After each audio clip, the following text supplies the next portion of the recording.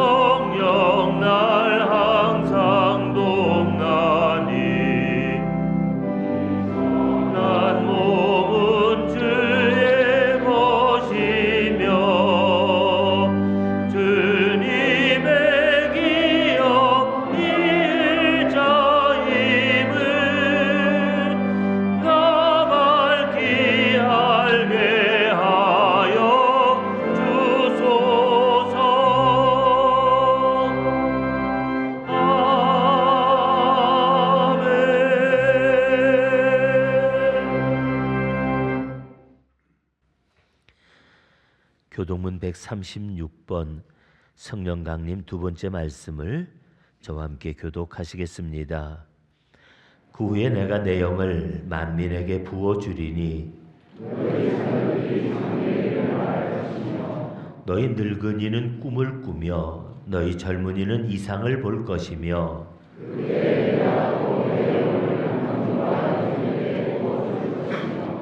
내가 이적을 하늘과 땅에 베풀리니 곧 피와 불과 연기 기둥이라. 해가 어두워지고 달이 핏빛같이 변하려니와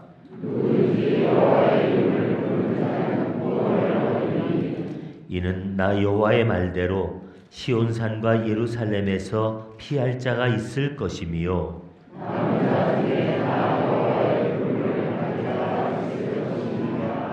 아멘.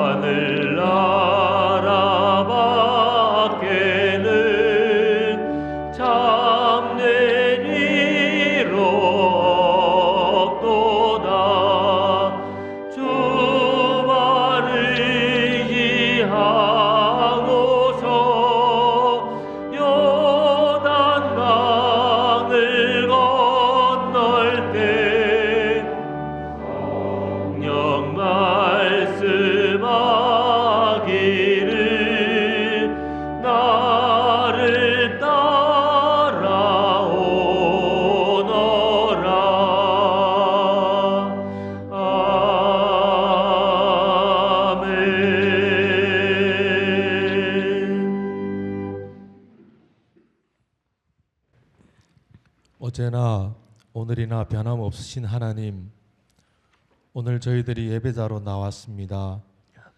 저희들을 긍휼히 여기사 예수의 피로 의롭게 하시고 저희의 예배를 받아 주옵소서. 아멘.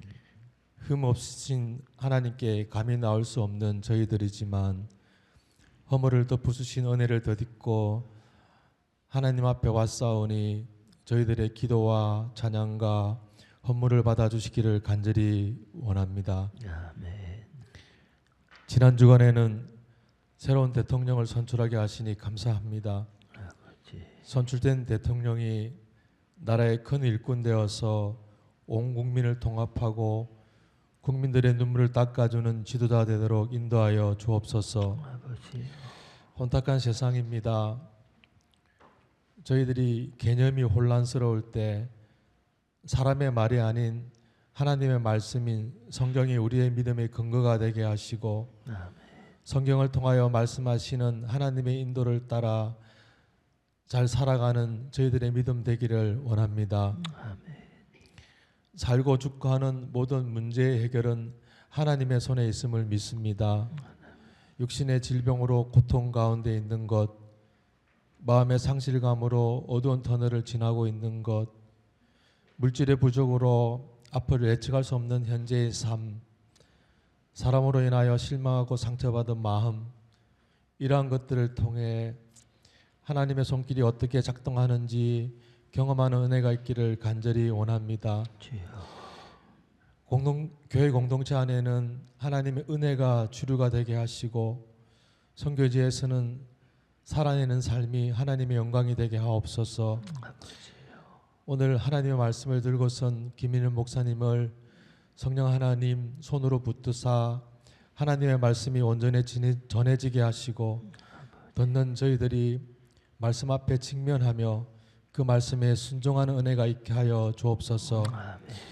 찬양으로 영광 돌리는 오카리나 찬양팀의 곡조 있는 기도를 받아주시고 손발 바삐 움직여 예배를 준비하며 돕는 숨은 헌신도 함께 받아 주옵소서. 이 모든 말씀 크신 주 예수님 이름으로 기도합니다. 아멘.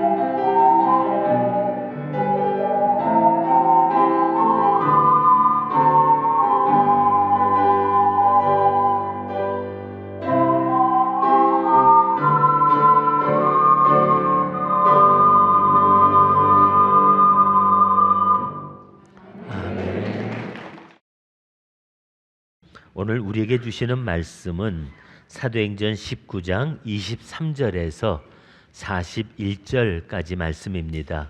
말씀이 좀 길지만 그래도 우리 한 절씩 저와 함께 교독하시겠습니다. 그때쯤 되어 이 도로 말미암아 적지 않은 소동이 있었으니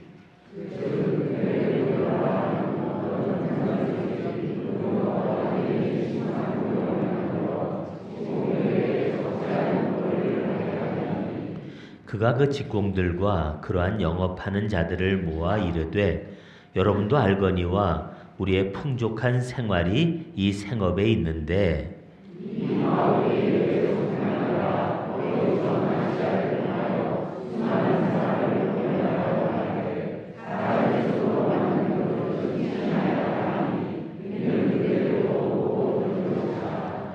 우리의 이 영업이 천하여질 위험이 있을 뿐 아니라 큰 여신 아데미의 신전도 무시당하게 되고 온 아시아와 천하가 위하는 그의 위엄도 떨어질까 하노라 하더라.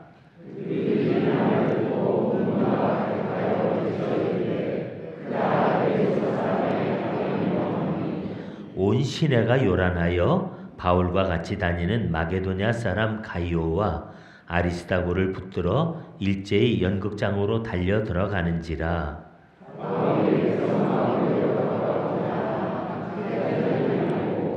또 아시아 관리 중에 바울의 친구된 어떤 이들이 그에게 통지하여 연극장에 들어가지 말라 권하더라.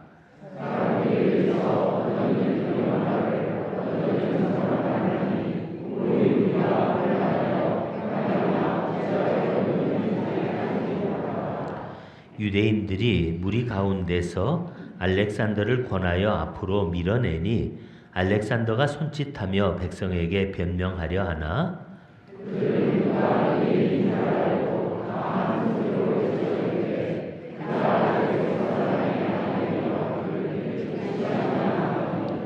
서기장이 무리를 진정시키고 이르되 에베소 사람들아 에베소시가 큰 아데미와 제우스에게서 내려온 우상의 신전지기가 된 줄을 누가 알지 못하겠느냐.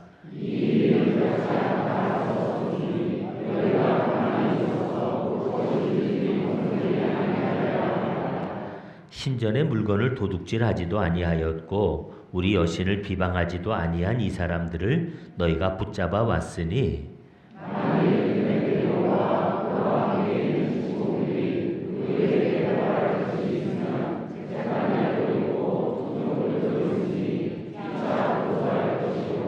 만일 그 외에 무엇을 원하면 정식으로 민회에서 결정할지라.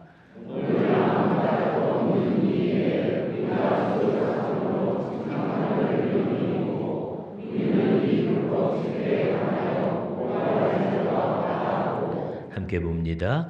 이에 그 모임을 흩어지게 하니라. 아멘.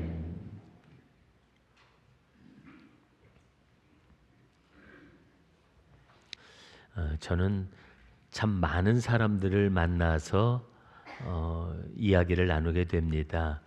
만나는 사람도 많고 많은 이야기를 하게 되는데 제 신분이 목사다 보니까 사람들이 저하고 얘기하면서 신앙적인 문제를 적극적으로 이렇게 물어오는 그런 분들도 계십니다.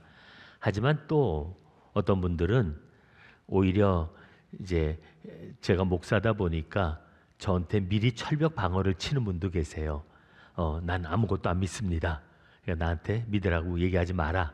이런 얘기를 하는 분도 계시는데 근데 제가 그분의 얘기를 들을 때마다 속으로 좀 웃어요. 왜냐하면 세상에 사람이 아무것도 안 믿고 살 재주는 없거든요. 믿음이라고 하는 건 꼭 어떤 종교를 가지고 있느냐, 어떤 신앙생활을 하느냐 그 문제도 있지만 우리 인간은 믿음이 없이는 살아갈 수가 없는 것이 믿음은 살아가는 우리 삶의 방식이고 어쩔 수 없이 우리가 믿음의 터전 위에 우리들은 삶을 살아가고 있기 때문입니다. 믿음, 소망, 사랑 이 세 가지는 항상 있을 것인데 라고 이렇게 말씀하시는데 믿음이 없이는 우리가 살 수 없죠. 만약 우리가 아무것도 못 믿는다면 아침에 아내가 해주는 밥은 어떻게 먹겠어요? 독을 탔는지 안 탔는지 어떻게 알아요? 거기다가 애가 아빠 학교 갔다 올게요 그러고 나가면 그걸 어떻게 믿고 보내요? 뒤쫓아가서 살펴봐야지. 또 우리가 버스를 타는데 그 기사가 어떤 사람인지 알고 버스를 타요? 그 기사가 밤새도록 딴짓했는지, 술 먹고 지금 나와서 운전대를 붙잡고 있는지, 아니면 운전이 미숙한 사람인지 우리가 어떻게 알겠어요? 그러면 버스 타면서 언제부터 운전면허증 받았느냐, 어젯밤에 뭐 했느냐 물어보고 타진 않잖아요. 또 우리가 가다가 갑자기 요새는 도로가 꺼지는 일도 생기더라고요. 그러면 차 타고 운전하면서 앞차 졸졸 따라가다가 앞차가 빠지면 슬 준비하고 가야 되나요? 아닙니다. 우리가 살아가는 세상은 우리가 믿지 않고서는 살아갈 수 없는 게 우리들의 세상 아닙니까? 근데 우리가 이렇게 믿음이 없다라고 얘기하지만 사실은 우리는 뭔가를 믿고 살아가는데, 문제는 뭐냐면 우리가 무엇을 믿느냐라고 하는 그것이 문제죠. 근데 우리가 과연 믿을 만한 것들을 믿고 안 믿어야 될 것을 안 믿는 것이 지혜로운 사람인데, 많은 사람들이 좀 반대로 안 믿어도 될 것에는 맹신하고 안 믿어도 될 것에는 목숨을 걸고 대신에 정말 믿어야 될 것은 너무나 소홀하고 가볍게 여기기 때문입니다. 그러다 보니까 우리들은 세상을 살아가면서 정말 뭘 믿는지도 모르고 자기가 믿음의 대상이 되지 못하는 것들을 믿고 살아갈 뿐만 아니라 진짜 믿고 의지해야 될 것들은 우리가 가볍게 여기는 사람들이 너무나 많이 있다고 하는 거죠. 우리가 눈에 보이는 것들은 대부분 믿지만 사실은 눈에 보이는 것은 참된 것이 아닙니다. 지금 우리가 세상을 살아가면서 우리들의 마음속에도 과연 우리가 뭘 믿고 살아가고 있는지 한번 생각해 볼 필요가 있는데요. 예전에 우리 어른들은 자녀만 잘 키우면 노후는 걱정할 것 없다. 그리고 자식 키우는데 올인하셨어요. 성공하셨죠? 웃으시는 뜻을 제가 조금은 느낍니다. 왜냐하면 자식을 잘 키워놓으면 이 다음에 내가 노후에 자녀들이 잘 나를 봉양해 줄 거다. 근데 안 그래요. 왜냐하면 내 자식도 자기의 자식만 쳐다보지 날 잘 안 봐줘요. 그게 어쩔 수 없거든요. 그리고 우리가 또 어떤 사람은 옛날에 뭐 주식이 뭐가 있으면 이거 뭐 얼마큼만 갖고 있으면 걱정할 것 없이 평생 살 수 있다? 웬걸요? 주식도 종이 쪽지 휴지가 되는 수가 있더라고요. 뿐만 아니라 아파트 하나 사놓고 난 살 집 마련했으니까 걱정할 거 아무것도 없어. 정말 그렇게 되던가요? 요새 뭐 아파트 값이 폭락한다는 소리 들리고 또 아파트 하나 있다고 세금은 자꾸 내라고 그러지 들어오는 돈은 없지. 그러니까 사람들이 자기가 믿었던 것들이 자기한테 아무 도움이 되지 못한다는 것, 그게 별 의미가 없다는 걸 나중에 깨닫고 후회하게 되는 사람들이 참 많이 있죠. 지금 우리가 친구도 믿고 돈도 믿고 뭐 여러 가지 사회 제도도 믿고 믿는 게 많이 있지만요, 사실은 그 모든 것들이 정말 확실하다, 그 모든 것들이 영원하다라고 말하기에는 사실 우리가 살아가는 세상 자체가 흔들리는 세상이고 그 모든 것들이 우리가 의지할 만한 것들이 되지는 못한다는 사실입니다. 그러니까 우리 사람들은요, 미래 문제를 얘기하거나 이런 얘기를 꺼내고 나면 마음이 불안해져요. 그러다 보니까 인간의 그 불안한 심리를 이용해서 벌인 사업들이 이 땅에도 굉장히 많이 있습니다. 다 인간의 불안한 그런 심리를 어떻게든지 사업으로 활용하려고 하는 그런 일들이 많이 있는데, 우리 보험 들잖아요. 저도 하다못해 비행기 타고 어디 외국을 나가려고 하면 비행기 표만 사는 게 아니고요, 그냥 아무 생각 없이 나갔다가도 비행기 타기 직전에 보험 들어요. 혹시라도 이 비행기가 이제 그런 생각이 드니까 돈 몇만 원 주고라도 보험 하나 들어놓지. 그리고 보험을 듭니다. 근데 평생 살아가는 노후를 생각하면 보험을 안 들 수가 없어요. 또 연금이라고 하는 것도 또 어떻게 보면 우리의 불안한 심리를 이용하는 거죠. 그럼 우리가 연금을 들어놓고 매달 얼마씩 나오니까 앞으로 괜찮을 거야, 이러고 우리가 위안을 받고 살아갑니다. 뭐 그것뿐만입니까? 우리가 이것저것 믿는 것들이 참 많이 있는데 우리들이 그런 것들을 사업으로 만들어내면서 그런 어떤 이 사회가 돌아가는 구조에서 또 잘 활용하고 있는 모습도 보죠. 그런데 심지어는 우리가 무엇보다도 이 신앙마저도 그것을 자기의 그 이익의 수단으로 사용하려고 하는 사람들이 많이 있었던 것이 사실입니다. 옛날 역사들을 보면 무당들, 점쟁이들부터 시작해가지고서요, 그들이 사람들의 불안한 마음을 사람들의 눈을 속여가면서라도 어떤 자기의 트릭을 이용해서 사람들의 마음을 사고 그리고 그들을 자기를 믿도록 만드는 그런 사람들이 많이 있었고 그렇게 해서 만들어진 거짓 종교들도 참 많이 있는 게 사실입니다. 사람이 마음이 불안하다 보니까 뭔가 의지해야 되거든요.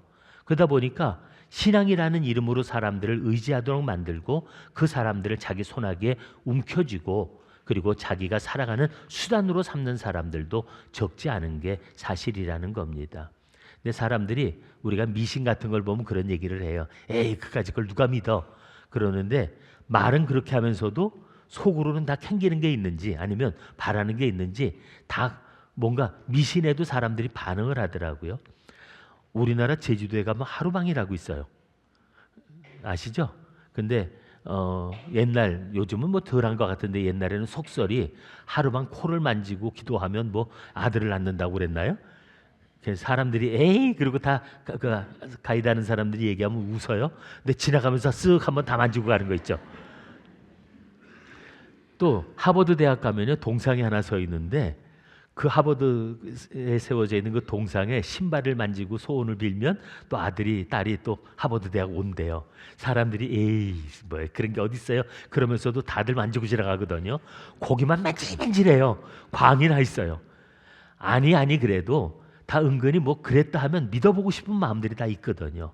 그러니까 하다못해 부적 같은 것도 믿는 사람 또 그리고 오늘의 운세를 보면서 또 오늘은 어떨 거야 그리고 또 미리 그렇게 생각하는 사람 그게 사람들의 마음에 있는 그 불안한 마음들을 그렇게 활용하는 그런 사람들이 꽤 많다는 거죠. 오늘 말씀에도 보니까 예배소에서 큰 난리가 일어났어요. 왜냐하면 거기에 데메드리오라는 사람이 있었는데 이 사람이 은장색입니다. 은장색이라는 말은 그 은세공업자라는 얘기예요. 근데 그 에베소라고 하는 도시를 가보시면요 거기에 그 아르테미스 신전 큰 신전이 있거든요. 그리고 그 에베소 사람들은 자기들 도시에 이 큰 신전이 있다는 걸 되게 자부심으로 여겼어요.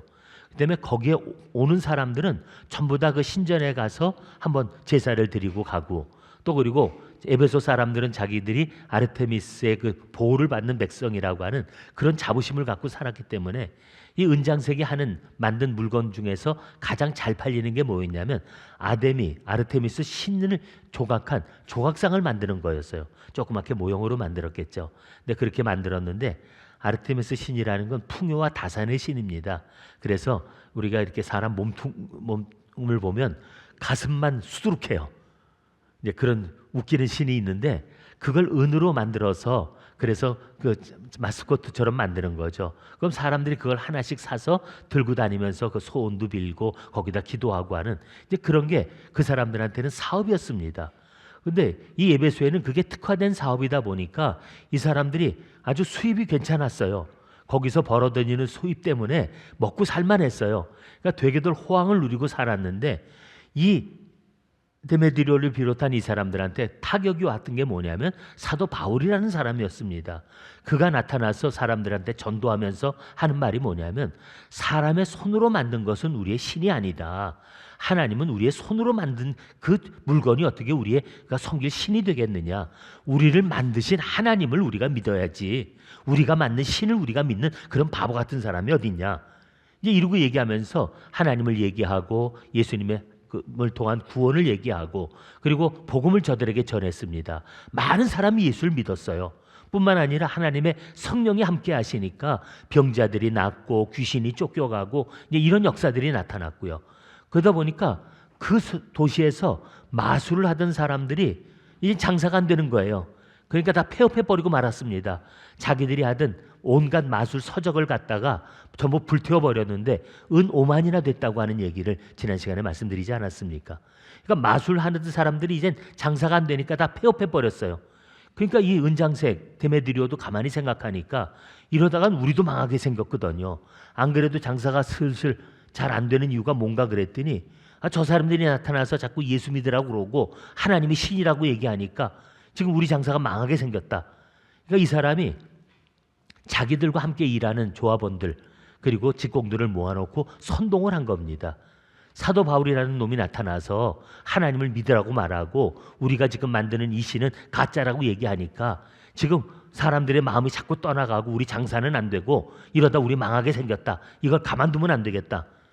그러니까 사람들이 그 소리를 듣고 나서 안 그래도 속상했다가 그 말이 그들의 마음속에 불을 질러 일으켰던 거죠. 그러니까 이 사람들이 가만두지 말자고 다들 때를 지어서 들고 일어났습니다. 그리고 이 사람들이 막 몰려나가니까 사람들이 뭐야 또 그러고 따라오지 않았겠어요. 결국 그래가지고 이 가요란 사람과 아리스타고를 잡아다가 그들이 연극장으로 끌고 들어갔습니다. 소요가 일어나고 만 건데요. 결국 자기들이 하는 그 고백 속에서 우리가 그 사람들이 갖고 있는 진짜 속마음을 읽어볼 수 있지 않아요. 왜냐하면 우리들의 풍요한 생활이 바로 이 업에 있건을 우리가 먹고 살고 지금 여유를 부리는 이 생활이 우리가 이 사업을 해가지고 돈을 벌고 지금 우리가 이렇게 잘 살아가고 있는 건데 결국 그들이 말하는 거는 우리가 사도 바울 때문에 우리 장사가 안 된다는 거예요. 우리가 더 이상 돈벌이가 어려워졌다는 거예요. 그러니까 가만두지 말자는 겁니다. 하지만 그들이 말하는 명분은 뭡니까? 우리 에베소시가 아뎀이라고 하는 신의 보호를 받고 있고 우리가 이렇게 자부심을 갖고 있는데 우리가 믿는 신도 업신여김을 당하고 그리고 우리가 지금 뭐 이러면서 결국 신의 이름을 팔아가지고서 사람들을 선동한 거거든요. 그래가지고서 그들은 결국 이렇게 그 성의 소요를 이제 일으켰던 겁니다. 근데 참 이런 걸 보면 참 우리가 이 세상에는요 누군가 사람들 갖다 이렇게 선동하는 사람들이 꼭 있어요. 그리고 순수한 의도가 아니라 정말 옳지 못한 의도를 가지고도 사람들을 선동해 가지고서 자기의 목적을 이루려는 사람들이 꽤 있거든요. 사실 그게 소소하게 우리들 주변에도 그런 사람들이 있을 수 있지만 역사 속에도 그런 사람들이 참 많이 나타나서 세상을 혼란에 빠뜨렸던 일도 있지 않았습니까? 히틀러? 참 저도 히틀러가 연설하는 걸 봤어요. 도대체 히틀러가 어떤 사람이길래 온 독일이 그렇게 세계를 상대로 전쟁을 일으키고 그렇게 역사를 혼란스럽게 만들었을까? 연설 잘하더라고요. 그리고요 그 연설 듣고 있으면요 사람들 피가 끓게 만들어요. 우리 민족이 그러고 민족을 지켜 세우기도 하면서 그러면서 그 사람들의 마음에 불을 질러 놓는데 결국 뭣도 모르는 젊은이들이 같이 덩달아 들뛰다가 결국은 그 나라가 세계에서 전범 국가라고 하는 그런 오명을 뒤집어 쓰게 되지 않았습니까? 결국 누군가 선동하는 사람들이 있어서 세계 역사에 그런 어려운 일들을 자꾸 만들어내는데 그런 일들은 우리가 살아가는 삶 속에 수없이 생겨날 수가 있다고 하는 겁니다. 그게 우리가 지금 살아가는 사회의 문제점인데 그런 사람들이 존재한다고 하는 것을 우리가 좀 깊이 생각할 필요가 있겠죠. 근데 문제는 그런 사람만 있는 게 아니라 또 다른 문제가 뭐냐면 그런 사람들의 말에 너무 쉽게 같이 요동치는 그런 군중의 심리라는 게 있다는 겁니다.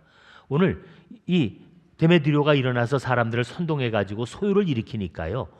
온 도시에 있는 사람들이 다 몰려들어 가지고 예수 믿는 사람을 잡아다가 이제 극장으로 끌고 들어갔다고 얘기를 하는데요. 근데 오늘 말씀해 보니까 이 사람들이 막 우우하고 같이 덩달아 왔는데 사람들이 많아지다 보니까 왜 왔는지 모르는 거예요. 그래서 어떤 사람은 이런 소리를 하고 어떤 사람은 저런 소리를 하고 그리고 사람들이 하는 말도 제각각이었다는 거죠. 아니 도대체 소요를 일으키고 지금 도시가 난리가 났는데 자기들이 왜 소리 지르고 있는지도 모른다. 이게 말이 되겠어요? 근데 그런 일들이 사실 우리들이 살아가는 현실에서도 벌어진다는 거죠. 괜히 누가 툭 건드리면 같이 성질내는 사람이 많은데 왜 자기가 화를 내는지도 모르는 일들 참 많이 있거든요. 우리 사회도 지금 데모가 참 많잖아요. 데모가 많은데 진짜 데모를 주동하고 뒤에서 조종하는 사람 몇 사람이 따로 있습니다. 근데 사실은 그런 사람들 못된 사람들도 있지만요. 그 사람들의 말에 괜히 덩달아 춤추는 사람들이 너무나 많은 게 지금 사실 우리 사회가 혼란에 빠지는 이유가 아닙니까? 사람들이 이만큼 공부했고 또 그리고 이만큼 세상을 좀 살아가면서 경험이 있다면 옳고 그름을 분간할 줄 알고 말을 들으면 저건 말도 안 되는 소리야 이런 걸 판단할 능력이 있어야 되는데 사람들은 이상하게 아무리 똑똑하든 아무리 많이 배웠든 뭐 그 사람이 지위가 어떻든 상관없이 누군가 선동하면 그 말을 듣고서 같이 덩달아 춤추는 사람들이 너무나 많다는 겁니다. 그러니까 자기 판단이 아니라 그냥 남들이 다 그렇게 떠들면 그게 마치 자기 생각인 것처럼 같이 흥분하는 사람들이 많고요. 이제 그래서 우리 사회가 점점 혼란에 빠지는데 뭐 저도 어려운 시절을 살던 사람이니까 왕년에 저도 데모 좀 했었거든요. 근데 사실은 제가 나중에 지나놓고 나서 보니까 참 제대로 알아보지도 않고 흥분했었던 제 자신이 참 부끄러운 일도 많이 있어요. 왜냐하면 그때 지금도 사실인지 아닌지 확인을 못 하겠는데 뭐 제가 고등학교 3학년 때인가요? 박정희 대통령이 뭐 일본한테 독도를 팔아먹었다는 그런 소리가 이제 학생들한테 들렸어요. 그래도 내가 나라를 위해 특별히 한 건 없어도 그건 아니지. 그래갖고서 고등학교 때 괜히 애들하고 으쌰으쌰 하다가 뛰어나가서 데모 시작했잖아요. 근데 보니까 독도 여전히 우리 땅이더라고요. 또 뭐 이명박 때도 뭐 독도 팔아먹었다는 소리가 또 나왔고 어쨌든 간에 하여간 뭐 이랬다더라 그러면 괜히 알아보지도 않고 같이 우우하고 또 같이 흥분해가지고 소리 지르는 사람들이 생기게 마련인데 제가 전에 이제 여기 오기 전에 대농이라는 회사 있지 않았습니까?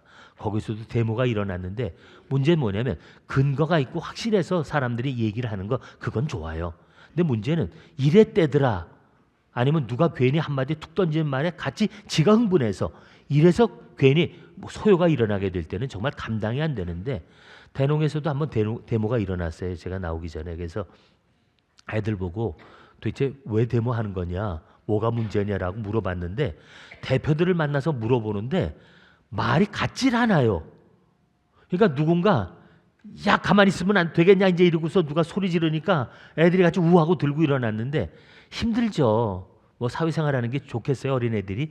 그러니까 안 그래도 불만도 있고 힘든 일도 있었다가 누군가 이제 마음을 좀 흔드니까 데모 시작을 했는데 사람이 많아지고 데모가 커지니까 사람들마다 자기가 괜히 속상하고 힘들고 그걸 다 자기 데모하는 이유로 얘기하는 거예요. 얘 보고 물어보면 이래서 데모 시작했다고 그러고 쟤 보고 물어보면 이래서 데모한다고 그러고 이게 말이 같아야 뭔가 대화를 해보잖아요. 근데 제각각 얘기하는 게 결국 자기 불만을 다 쏟아놓고 결국 혼란이 일어났는데 말이 하나가 되질 못하니까 협상도 안 되지 달랠 수도 없지 결국 참 애를 먹었던 그런 일이 있거든요. 참 우리가 세상을 살아가면서 군중 심리라고 하는 것은 너무 우리가 휘둘리지 않았으면 좋겠어요. 최소한도 우리 교인쯤 되면 더더군다나 우리가 공부한 지성인이라면 저는 그래도 옳고 그름을 분별할 수 있고 남의 말에 함부로 움직이기보다는 그래도 판단할 수 있는 이성을 좀 갖고 있었으면 좋겠다 이런 생각하는데요. 여러분 그렇잖아요. 우리 옛말에 어르신들 하는 말씀 안방 들어가서 물어보면 다르고 거실 나와서 물어보면 또 다르대요. 예, 며느님 얘기하시는 것과 시어머님이 얘기하시는 게 다 다르거든요. 가서 두 사람 얘기를 다 들어봐야 뭐가 옳은지 알는 거지 한쪽 말만 듣고 흥분하다 보면 이게 괜히 이상한 바보 같은 짓을 할 수가 있는 거 아닙니까? 결국 우리가 세상을 살아가면서 고약한 사람은 항상 존재하기 마련이고 남을 선동하고 뭔가 자기 이익을 위해서 목적을 이루기 위해서 남을 선동하는 그런 사람들은 반드시 세상에 있는 법입니다. 뿐만 아니라 그런 말을 듣고 또 소유하는 게 세상이에요. 하지만 그런 세상에서 우리가 중심을 잃지 않고 살려면 우리들이 함부로 남의 말에 휘둘리는 사람은 아니었으면 좋겠다는 생각을 합니다. 근데 제가 오늘 얘기를 하는 건 오늘 사실은 선동하는 사람도 문제고 그 말에 또 같이 들고 뛰는 사람들도 문제였지만 저는 이 말씀 속에서 묵상하다가 저는 우리 자신의 문제를 더 크게 더 많이 느끼게 됩니다. 왜냐하면요 사도 바울은 복음을 전하면서 오늘 이 핍박을 당한 겁니다. 사도 바울은 사람들이 값싼 은혜 사람들이 거짓된 평화 가짜 신들에게 주는 그런 거짓된 평화에 속아서 그들은 자기들의 삶을 거기다 맡기고 살아간 거 아닙니까? 사람들이 돈벌이를 위해서 만든 그 세공품 그 물건을 하나 사들고 비싼 돈 주고 사가지고 그걸 품고 다니면서 이게 날 지켜줄 거다. 그리고 생각하는 가짜 평화에 의지하던 사람 아닙니까? 근데 사도 바울이 가서 한 말은 그게 아니었거든요. 야 사람의 손으로 너희들의 손으로 만든 것이 어떻게 너희를 지켜주겠느냐. 너희들을 창조하신 하나님을 너희가 만나고 그분이 너희를 구원하시기 위해서 베푸신 예수 그리스도를 믿어라. 그분을 통해서만 우리가 진정한 평화와 구원을 얻을 수 있다. 이 사실을 전해준 거거든요. 그러니까 사도 바울은 저들에게 다니면서 그들에게 진정한 신앙이 무엇인지 우리가 뭘 믿고 살아야 되는지를 저들에게 가르쳐 주었던 사람입니다. 또 실제 사도 바울의 전도와 함께 하나님의 성령이 역사하면서 그들에게 믿음의 증거들이 나타났거든요. 결국 그들을 반대하고 핍박하는 것은 자기들의 이익이 끊어졌다고 자기들이 돈벌이가 안 된다고, 그래서 자기들이 돈벌이 수단을 위해서 데모를 일으킨 사람들, 그들로 인해서 받는 핍박이었지 그것이 결코 잘못해서 당한 일들이 아니었잖아요. 오히려 의를 위하여 받는 핍박이었고 복음 때문에 당하는 고난이었다면, 그래서 사도 바울과 수많은 크리스찬들은 그런 고난을 두려워하지 않았다는 겁니다. 심지어는 자기가 믿는 신앙 때문에 목숨을 잃어버리는 한이 있어도, 자기가 전하는 이 복음 때문에 어떤 모욕과 핍박을 받아도 내가 전하는 이것이 사람을 구원하는 생명의 말씀이라고 믿고 확신했기 때문에 그들은 조금도 망설이지 않았고 복음을 전하는 일에 주저하지 않았다는 겁니다. 그들은 이 복음을 전하는 일에 자기들이 할 수 있는 최선을 다하고 핍박을 받으면서도 그들은 감사하고 기뻐하면서 하나님을 찬송하던 것이 성도들의 모습이었습니다. 근데 저는 오늘 이 말씀을 보면서 오늘날 우리 한국교회가 세상으로부터 받는 비난과 모욕이 과연 우리들에게 있어서 떳떳한가라고 하는 질문을 다시 한번 해볼 수밖에 없다는 거죠. 사도 바울은 소요가 일어나고 저들이 죽이겠다고 달려들었지만 죽여도 좋다고 하는 확신이 있었습니다. 왜요? 그들은 복음을 위해서 받는 고난이었으니까요. 그들이 전하는 복음은 진리였고, 그리고 그 진리를 전하는 일에는 조금도 망설일 이유가 없었으니까요.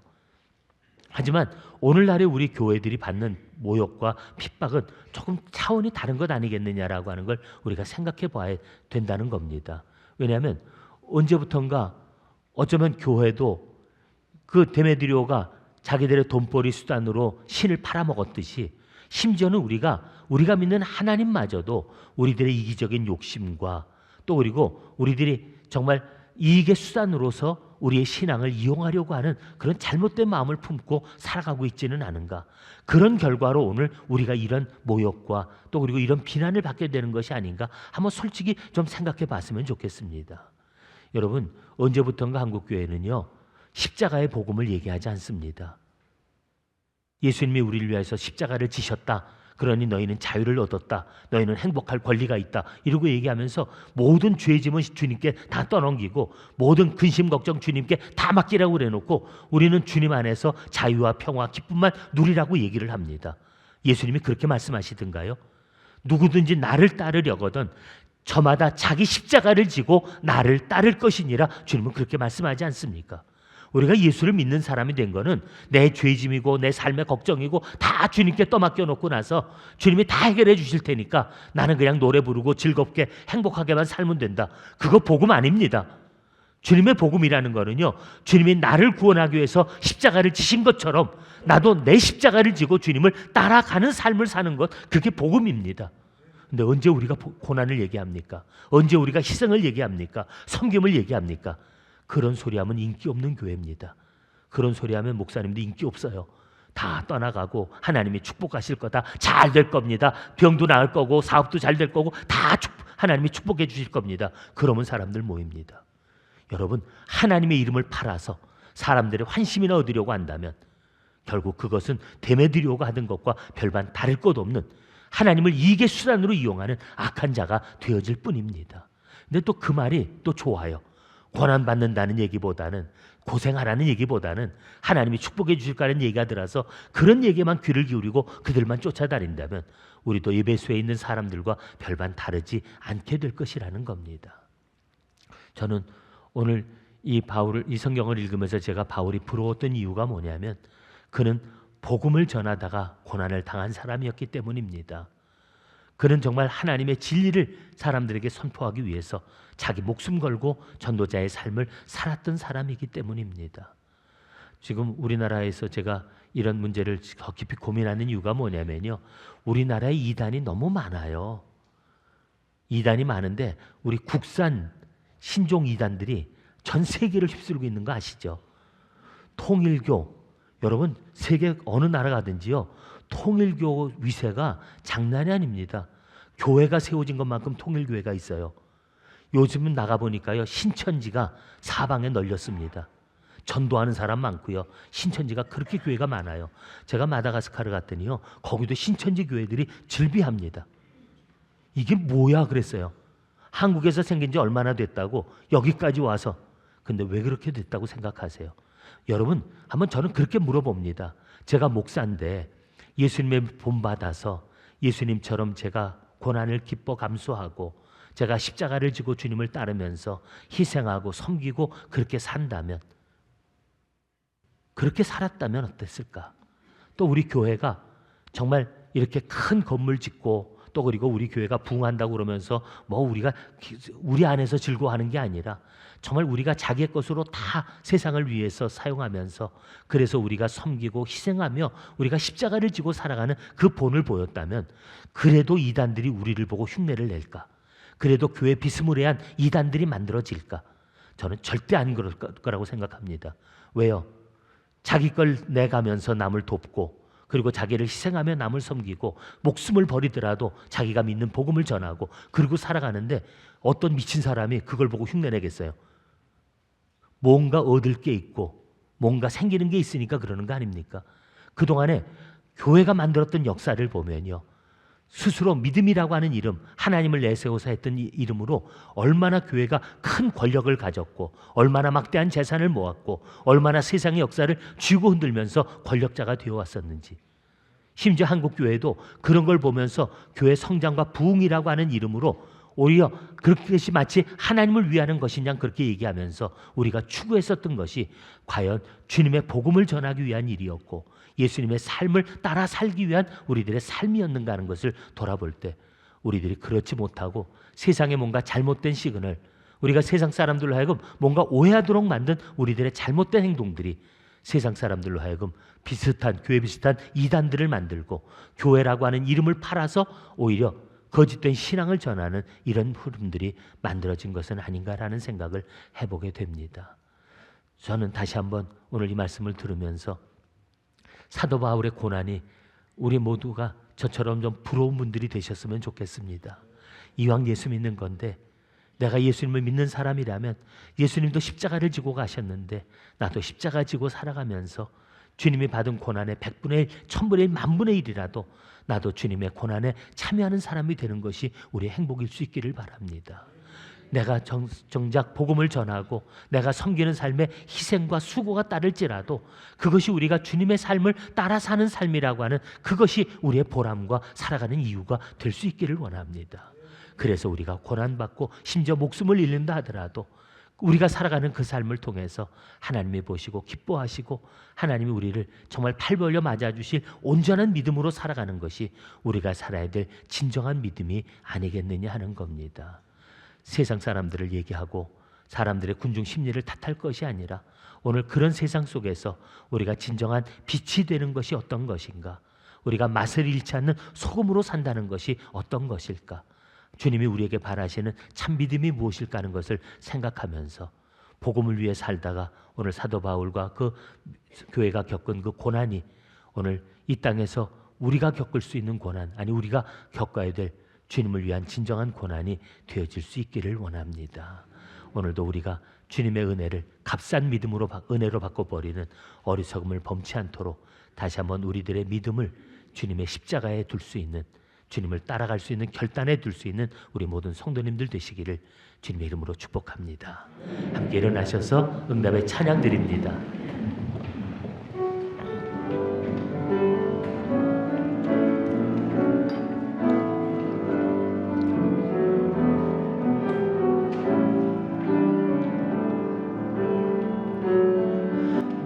무엇과도 주님을 바꾸지 않으리.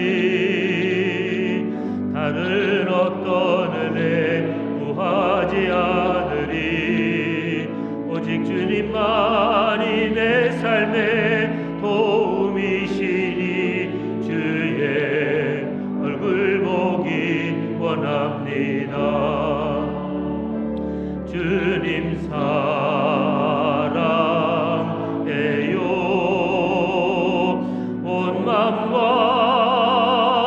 정성 다해 하나님의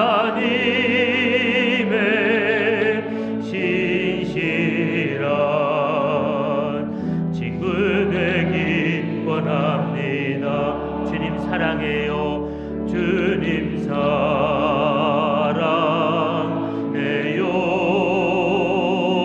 온 마음과 정성 다해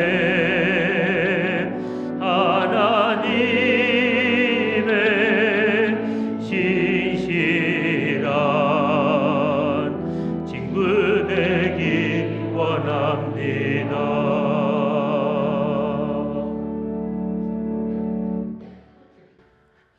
하나님, 주님을 믿노라, 주님의 뒤를 따르겠노라 늘 입버릇처럼 말하지만 하나님, 우리는 내 인생의 모든 죄짐과 무거운 삶의 고민들을 다 주님께 떠맡기고 우리는 주님 안에서 누릴 값싼 은혜만을 구하고 하나님, 우리는 정작 주님을 따르는 것이 아니라 주님을 우리의 이익을 위하여 우리가 원하는 삶을 얻기 위한 수단으로만 하나님 잘못 대하며 살아오지는 않습니까? 하나님, 우리를 위하여 십자가를 지신 주님을 바라보는 구경꾼이 되지 말게 하시고 우리도 주님이 지신 십자가의 뒤를 자기의 십자가를 지고 따를 수 있는 믿음의 사람들 되게 하여 주시옵소서. 주님께서 가시는 길에 나도 있게 하시고 주님이 섬기시는 곳에 나도 있게 하시며 주님이 원하시는 세상을 이루기 위하여 우리의 삶도 헌신할 수 있는 주님의 사람들이 되게 하여 주시옵소서. 복음을 위해 살았던 바울과 하나님 초대교회, 그들이 섬겼던 그 신앙의 모습을 우리로 다시 한번 보게 하여 주셔서 하나님, 우리들의 모습이, 우리들이 살아가는 믿음이 주님 앞에서도 부끄럽지 않은 믿음이 되도록 우리를 온전히 세워가는 신앙의 승리자들이 되게 하여 주시옵소서.